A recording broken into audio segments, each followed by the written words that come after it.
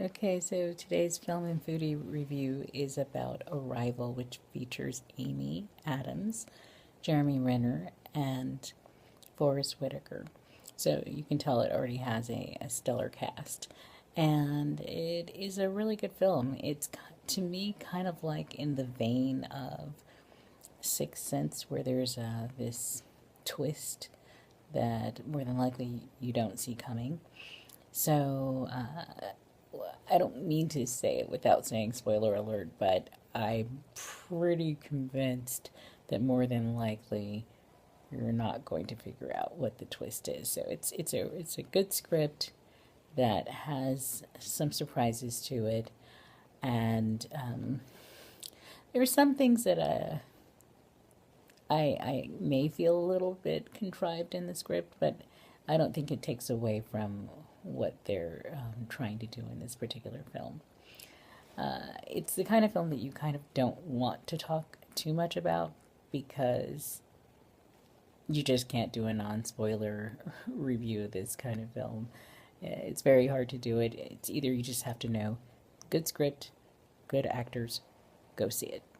Now, as for the foodie portion of this review, I would say try foods that are out of this world to you. And because the story takes place with there being several extraterrestrial beings with their own pods in various locations in the world, imagine if those beings had a chance to sample some of the best foods in the world. Now, a couple of years ago, CNN did this piece on the best foods in the world. So I'm just going to share a couple of things. Now, I was rather disappointed when it came to the United States because for the United States, they kind of said mostly snacks. But not that you or I wouldn't think those snacks are great. I mean, buttered popcorn, potato chips, and Texas barbecue are among the things that are considered the best things in the world, and that's what the United States bragging rights are. Other things would include chili crab from Singapore, and I am looking down a little bit at this list to help me out a bit. Maple syrup from Canada, fish and chips from Britain. I would say pho from Vietnam. So just fajitas from Mexico, tacos from Mexico,